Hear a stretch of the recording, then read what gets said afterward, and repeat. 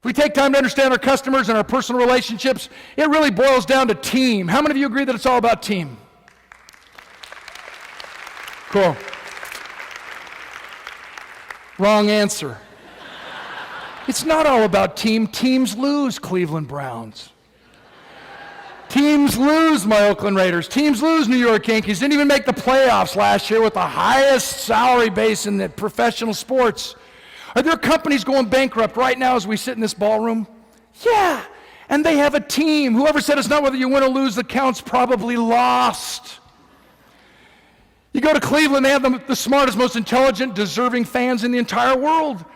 Home of the Rock and Roll Hall of Fame. I love Cleveland. Their fans deserve more. A couple of years ago, the Cleveland Indians only needed to win one more game to go to the World Series. They lose 3 in a row. There's a new bumper sticker, Go Browns, and take the Indians with you. Let's talk. You always hear speakers say there's no I in team. I didn't know it was a spelling bee. There's no I in team, but teams lose. And if you want to play the spelling bee game, I'll play it. No I in team, but there's 2 I's in winning. First I represents independent individual preparation. A commitment to 7 C's, clarity. My involvement with Chicken Soup, everybody wants to know, what's the secret? What's the secret? I want to write a new book. There's no secret. It's being clear about what we want and attracting it. And if we don't like what we're attracting, change what's attracting it. 7 C's, the law of attraction, intention. Clarity, character, confidence, consistency, change. Cause, once you answer why, figuring out the how-to is pretty simple. Chemistry, at the end of the day, it's not what you do, it's who you do it with. Second I in winning represents interdependent collaboration, which is a commitment to 3 more C's. I call these 10 C's the 10 commitments. I tell people that all we have to do is live the 10 commitments, and we create winning families, winning organizations, winning companies, winning relationships, winning schools. The last 3, contribution, giving it everything we've got when less would be sufficient. Cohesion, making everybody else around us better, so when they leave, they say, I like me best when I'm with you, I want to see you again. And the 10th C, the 10th commitment, conclusion, focus and finish. Anybody can make a presentation. The idea is to close the deal. To help you understand the difference between a winning team and a losing team, knowing that the winning teams now have more I players than the losing teams, that yes, you were right, it is about team, but the teams that win have the greatest number of individual I players on them. Realizing that I've been to Super Bowl locker rooms right before kickoff, and the silent prayer of every athlete is, please don't let me be the weak link. Please don't let them run 95 yards through my 3 feet of real estate to score the winning touchdown to defeat my team. Please don't let me be the wuss. Don't let me be the weak link. Don't let me be the weak franchisee. Don't let me be the one that badmouths the entire brand that all of you have worked so hard to elevate to that highest level. Understanding the power of the I in team. Let me take you to the National Football League and quickly in comparison contrast 2 teams, first place and last place. So that when you leave the convention today, you will be better equipped to answer once and for all, why are you here? Why? Knowing that once we answer why, figuring out the how-to is pretty simple. Who is here from Florida? Cool. In the early 1990s, the Tampa Bay Buccaneers were the worst team in professional sports. Not just football, basketball, badminton. We have our friends from Canada here. A good curling team could have whipped their entire organization in the early 1990s. Have you seen curling? Apparently a couple of drunk Canadians went into a Yukon bar and said, hey, we can make the Olympics. Let's combine housework with bowling, and at least we'll never be accused of using performance-enhancing drugs. Congratulations, Canada. A good curling team could have whooped the entire Tampa Bay organization. They lost 13 games in a row, and their coach, John McKay, thank God he had a sense of humor.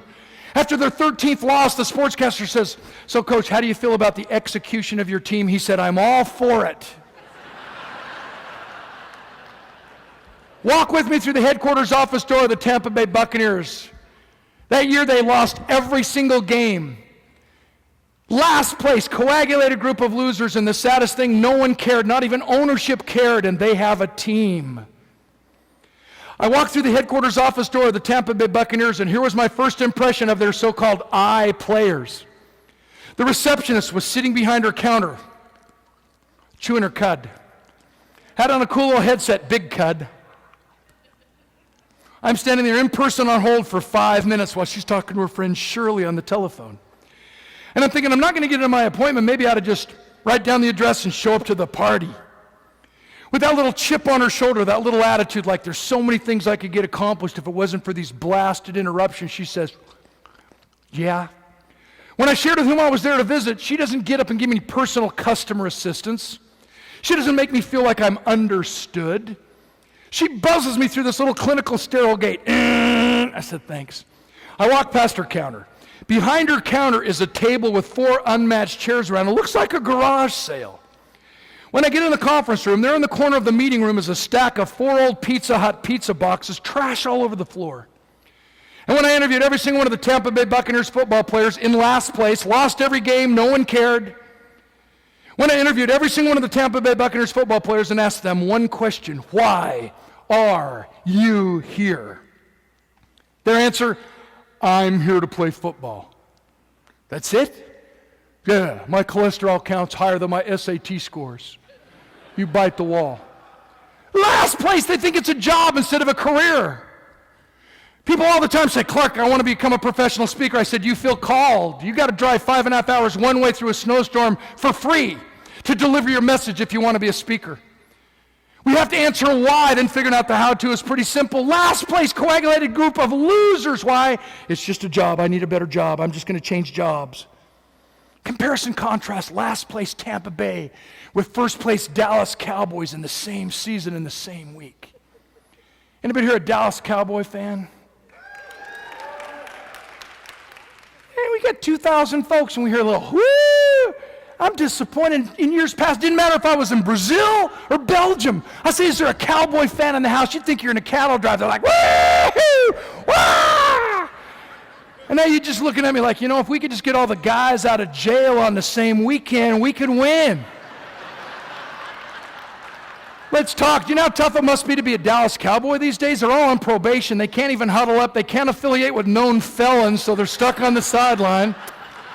Where do I go this time? Stay further away from me. The frequency on my ankle bracelet's really acting up, man. Where do we go?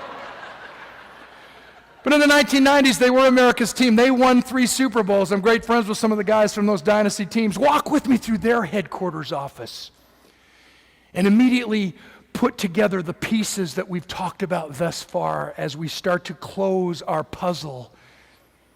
I walk through the headquarters office door of the Dallas Cowboys, and everything is glass and brass and crystal and leather, and everything's perfectly in its place. They even have their own name, Valley Ranch. Do you understand the power of a brand? Do you understand the power of a name? Can you give me a Kleenex, sir? Might not even be a Kleenex tissue. Can you Xerox this for me, ma'am? Might not even be a Xerox copier. I ride a Harley Davidson. Do you realize Harley Davidson actually has people who have tattooed their company name on body parts? With all due respect, I've never seen a guy at the mall with like Taco Bell on his bicep. What's up? Yeah, represent. Yeah, chimichanga, man. What's up? I never realized the importance of names until the O.J. Simpson trial. I just heard the orange growers of Florida offered O.J. Simpson $9 million to change his name to Snapple. I thought that was pretty funny. How was I greeted at the Cowboys? The receptionist, total class, sophisticated elegance, polished professional, big giant Dallas hair. I wanted to tap her on the shoulder and say, excuse me, ma'am, have you ever found any spiders on the 5th floor of your do? How was I greeted? Hi. Welcome to the World Champion Headquarters Office of America's favorite team, the Dallas Cowboys. It's a great day. May I help you? I almost threw up all over the top of that counter. No one is that sweet, no one. And when I shared with whom I was there to visit, she doesn't buzz me through some little simple gate, some little sterile gate. She gets up and makes me feel like I'm the single most important person who's ever walked in that door. She personally escorts me to the meeting. Introduced me to everybody in every office. By the time we get to the meeting, I felt like we were going steady. She interrupts our meeting 7 times. Would you like a Diet Coke, a Diet Pepsi, a Reebok, a Nike? They're selling everything they can get their hands on in that stadium just to subsidize Deion Sanders' former contract. And when I interviewed every single one of the Dallas Cowboys football players and asked them the exact same question, why are you here? They got this internal bold intensity seemed to ooze from every pore. They seemed to stand a little taller, a little straighter. They got right in my face and they said, we're here to win the Super Bowl.